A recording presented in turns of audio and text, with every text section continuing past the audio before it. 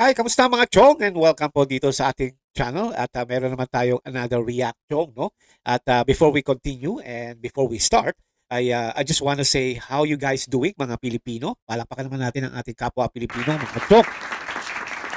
Pasensya lang kayo at tayo po ay meron pang allergy at nag-iiba kasing weather dito sa US. Kaya eto, biktima tayo ng allergy. Di bale, tuloy pa rin ang tok-tok. At malapit na maging chicha. Okay. Anyway, I just want to say hi to you mga OFW, no? Kamusta po kayo diyan mga OFW, no? At kayo po ay sana nasa mabuting kalagayan at sana po ay ano ba? Kayo po ba ay nakaboto na? Nakaboto ba kayo noon? At kasi po balita po mga chong ay may mga OFW daw na instead na bumoto ay hindi na lang. Pero ako'y naniniwala na kayo naman po ay mga straight, no? DDS, no? PDP. Pero bigla meron nga mga nangyari na what you call this, medyo may konting mga conflict, may mga questionable sa mga balota kung saan may mga nagte-testing po mga OFW and then pag binoto raw ang PDP ay ang nangyayari po ay lumalabas ay ang bangag. That's right. At kaya nga po it's not really fair lalo na ngayon sa kabakukuha ng mga ay boboto. Eh di syempre doon po sa usually sa mga embassy, di ba? Yun ang mga pinupuntahan nila, no? Kung saan merong embassy ang bawat bansa, no? Tungkol po sa Pilipinas. Pero hindi natin alam kung bakit nagkaganon. Well, sa Pilipinas ka na nagkagulo, di ba? Marami mga questionable, marami mga problema, marami mga dayaan, marami mga hocus-pocus, marami mga dagdag bawas, no? No? Kaya nga po, ito, pag-usapan natin ng konti at least ay malaman natin. At ito naman po ay isang reaction lang po, no? Dahil po, it's really sad dahil marami pong hindi naging magandang resulta dito nakarang May 12 election. Okay? Kaya kayo mga OFW, ingat, don't be stressed, drink water with lemon, don't be like me na may allergy. Okay, and before we also continue, before we talk about that Dayan, ay batiin po muna natin, sulit ang pagod mga chong. Walang iba kundi ang ating newly elect Senator Marco Leta. Yan. Yep. Alright po natin sila, no? Palakpakan po natin. Yan. Kita nyo na yun, mga chong, ha? At si Senator Marcoleta po ay number 6 po out of 12. At congratulations sa inyo, Senator Marcoleta. At sana po ay masaya na rin kayo at sulit ang ating pagod. Ang pagod nyo kung saan kayo ipupunta sa iba't ibang panig ng bansa at sa Pilipinas. At ngayon, binigyan kayo ng tiwala. Alam naman natin na gusto-gusto kayo na tao na may upo diyan. And it's a good karma for you dahil nga kayo po ay pinagtutulungan ng mga tuwad kong, no? Kung saan ang iba sa kanila ay gumraduate na. Kahit hindi pa dapat sana. Pero dahil po ang tao, ang Pilipino ay galit sa mga pinaggagawa nila kalokohan, kaya yun po na pala nila. At ito naman si Senator Marcoleta ay siya po ang bagong senator ngayon. And kita nyo yan, ha? Actually, this is supposed to be his second run, no? Dahil noong 2022 ay nag-try siya tumakbo pero umatras siya, no? At instead, bumaba lang siya sa sagip bilang representative, which is, I think, it's fine, no? Kahit ako po noon ay dalawang beses ako na nag-disappoint noong 2022 kasi una-una si VP Sara, no? Ay umatras sa pagka-presidente kung saan talagang marami sa amin ang excited at talagang hindi na makahintay para i-declare ni VP Sara na siya ay tatakbo presidente. Kung nagkataon tumakbo yun, hindi siya presidente ngayon, di sana walang storing dahig, walang mga bicameral, walang mga tambaloslos, no? Kaya walang mga Lisa Butod na positive drugs sa LA. Di ba? Yung sana. At siguro si BBM nandun na sa bahay sa Ilocos, sumisikot, no? Dahil talo. Dahil di ba dapat magba-vice president niya kung si Sara ay magpe-presidente. But anyway, tuloy natin. Ito po si Senator Marcoleta ay umatras din ng pagka-senator noong 2022. Kaya isa rin po ako sa medyo na-disappoint, no? Dahil gusto-gusto ko siya tumakbo ng senator noon. But I guess I have to respect what he decided na maybe because it's not yet time. Kasi isa yun sa binanggit niya na I think hindi kakayanin or hindi niya pa oras. And he needs to have more time and more maybe exposure or what. Kaya yun ang nangyari, which is katulad po ni VP Sara, hindi po siya atat-atat sa power. Kasi kung iba-iba yan, kita mo nga iba dyan, tumakbo na senator, akala mo kung sino, kita mo talo rin. At least ito si senator ay talagang pinag-aaralan niya. And we'll see, we can see his personality na hindi talaga siya ganun atat-atat. Ito yung mga tatak Duterte rin o tatak Marcoleta. Yung una, tatak Duterte, ngayon meron na, tatak Marcoleta. Okay? At syempre po, no, isasama natin, no, ay, ano ba to? Dito kay Bongo at saka si Senator De La Rosa. Ayan, maraming po salamat sa inyo, no?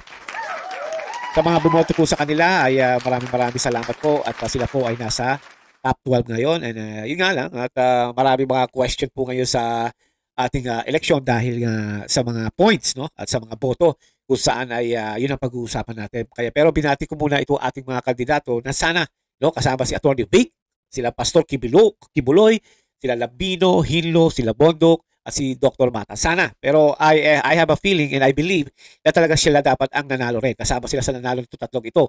No? Pero medyo nadaya tayo. Pag-uusapan po natin yan. No? Kaya sa inyo tatlo, congratulations. Sigurado na kayo. At sana po ay matulungan nyo ang ating bansang Pilipinas, ang mga Pilipino na aasa sa inyo at umaasa sa mga sinabi nyo. At syempre po, ang ating pong Vice President Sara na wala naman pong ginawang masama pero pinagbibitangan nila kung saan tungkol lamang sa confidential fund. Kung saan sinagot na ito.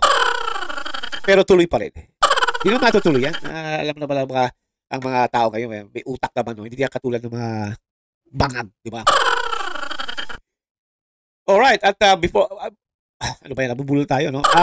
Gusto ko muna ipakita ang pasasalamat ng ating Senator Marcoleta, no? Kung saan siya po ay gumawa ng message at sinabi niya na maraming salamat sa mga sumama, nagpakita ng suporta at tumulong sa akin kampanya sa loob ng 90 days. Hindi matutubasan ng salita ang makapaglarawan ng pasasalamat sa napakainit na suporta na natanggap ko. Tama po yun, no? At palakpak po natin yan.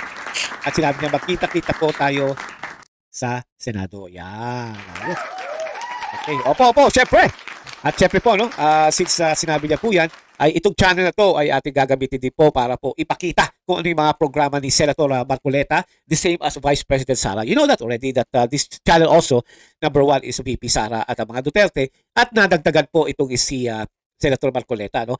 At syempre kasama rin sila Bato and Bongo, no? Lalo na sa malasakit ni Senator Bongo, sana kung nandiyan si Atty. Vic Rodriguez, isasama rin sa atin. Pero it's okay. Atty. Vic Rodriguez, Atty. Bondok, Hinlo, and Labino, just next time, 2020, sigurado na yan. And si Pastor Kibuloy, I'm pretty sure, meron yan sa susunod, okay? Pero sana mag-protest sila, no? Para malaman ng mga Comelec na to na kung gaano sila kagahaman sa mga nangyayari ngayon, okay?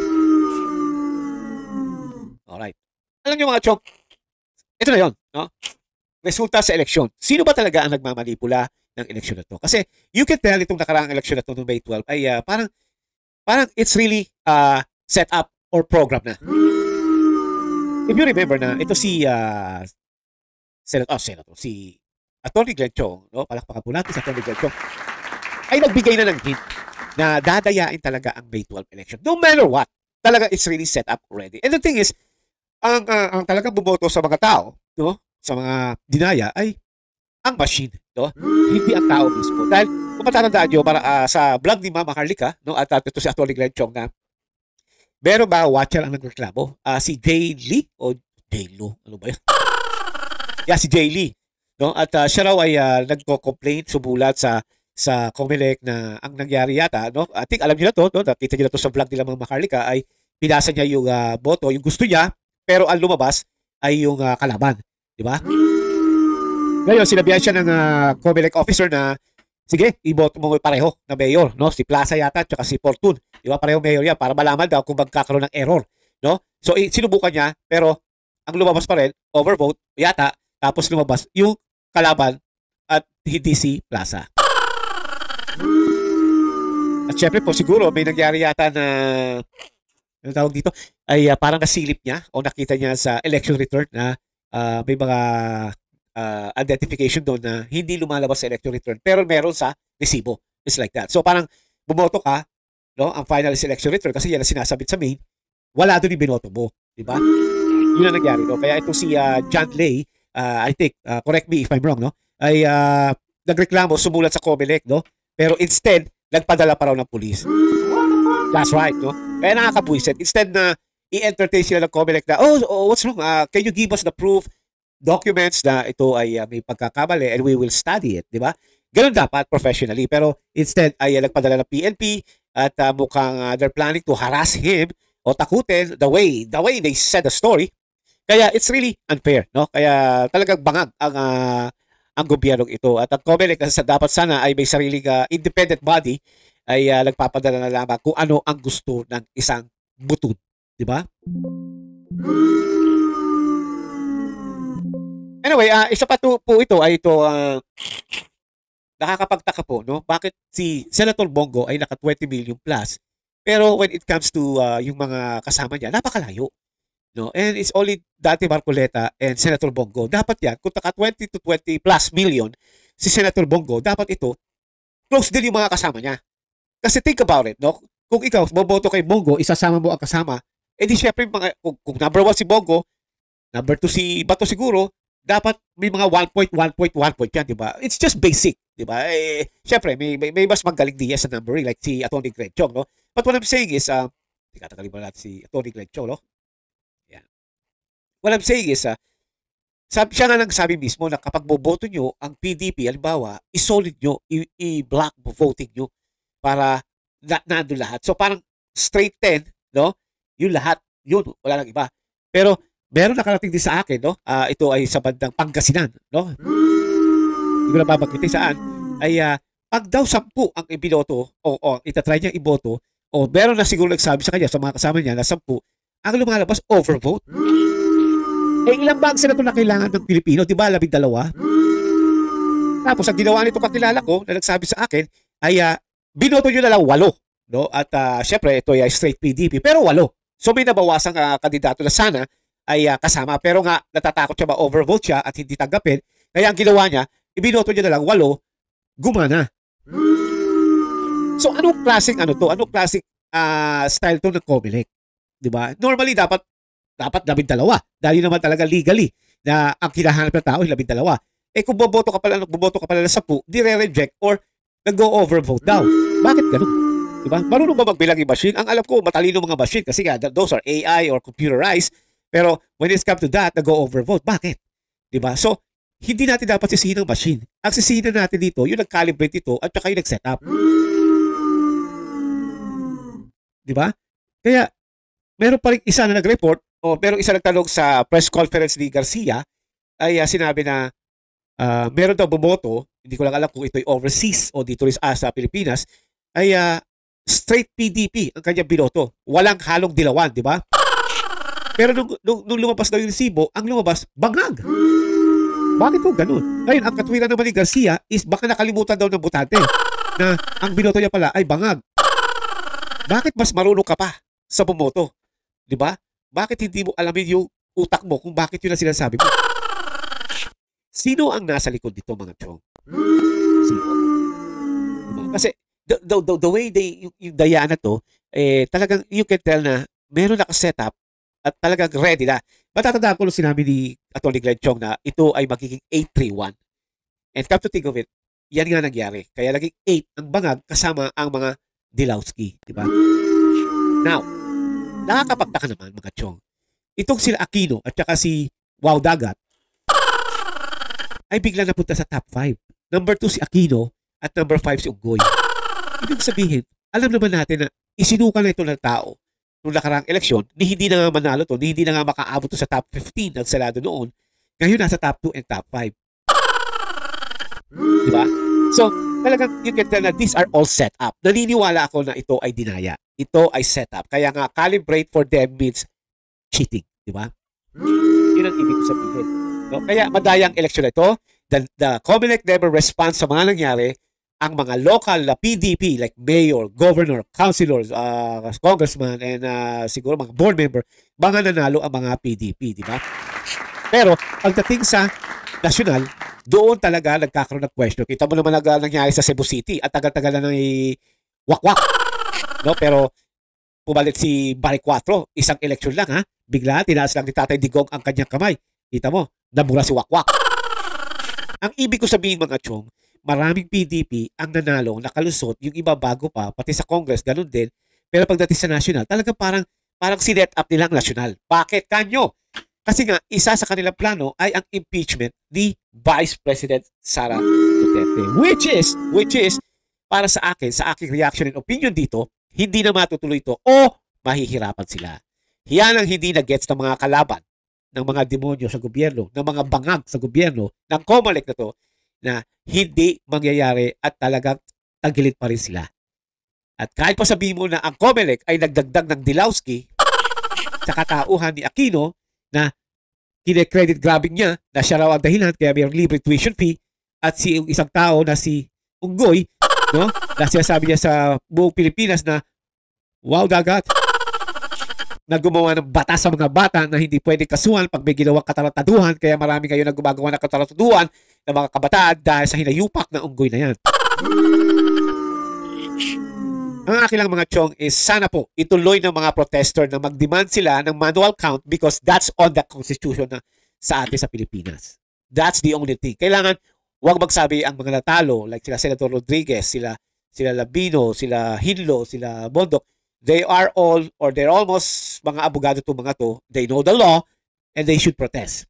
No? Kasi ako naniniwala ako mga chong na ang PDP mas lamang ito talaga legally, no, kesa sa mga bangag, no? And come to think of it, ay di rin ako naniniwala na ang mga dilawan, ang piklawan na sinuka na ngayon ay kumakain ng suka ng pulawan, no? Ay nasa number 2. What are they planning for? Di ba? Hindi rin ako, come on guys. Si Wow Dagat, nakita niyo naman kung paano nakikipag-collaborate ngayon sa mga pulawan at saka kay bangag. Di ba? Meron deal yan mga chong, hindi ako naniniwalang wala. I don't think na legally, kung legal ang botohan, kung walang lokohan, hindi makakalusot ang dalawang hayop na to. Pero nakalusot nga because there was a deal, di ba? Kaya mga chong, ang akin na lang, tignan natin mabuti at sana nga, no, sana ay makapag-protest ang taong bayan. Come on guys.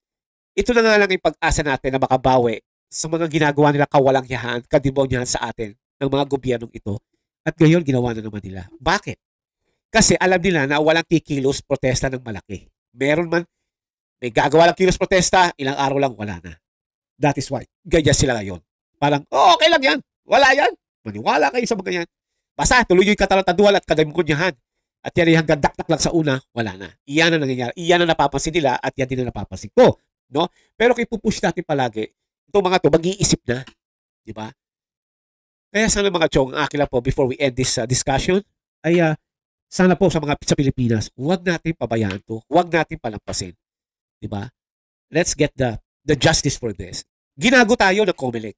Ginago tayo ng gobyerno nito. Alam naman natin na si Garcia ay isa lang puppet ng Malacanang. Alam na natin yan. Huwag na tayo magbulahan. No? Wala siyang ang utak niya is not really for the Filipino people. Ang utak niya is not really for being fair because he is the chairman or the commissioner chairman ng COMELEC. Leader, whatever. He is a scumbag. And alam niyo naman niya, tignan niyo naman yung press conference niya. Inis na inis siya pag tinatanong siya. Diba? Baka mamaya, nabubulyawan na yan sa Malacanang. Ano yan sa'yo? Papalitan kita. Kaya tama lang, sinabi ni Atty. Glenn Chong na ipa-file niya ang impeachment sa hayop na yan para mawala na yan sa COMELEC. Sana matuloy mga Chong. Saan yun? Diba? Yan. Anyway, ito pa yung balita, no? Ito yung nilabas din ni Sir Jason kung saan ito po ay lumalabas na 18,217,636 overvotes o balutan na hindi binilang ang binotong senador. Kaya kailangan naman walang count. COMELEC Chairman Garcia, ano na? Ha? Do you think kung hindi ito totoo? Ano? Padadala mo ng pulis kay Jason papuputay mo mga PNP? Bibigyan mo ng warrant of arrest? For what? Samantalang ito ay isa lamang statement ng isang tao na nabalitaan na ganyan ang nangyayari ngayon sa bilangan. Kaya mga chow, wag po natin pabayaan ito. Kasi bakit kanyo? Sino na naman ang kawawa nito pag kinalibutan nyo na? Ito na naman. Pilipino tayo. Diba? Kahit si Vice President also is a Filipino, kawawa din. Lahat tayo kawawa. Dahil sa mga mapagsamantalang politiko katulad ito. Wag po natin pabayaan.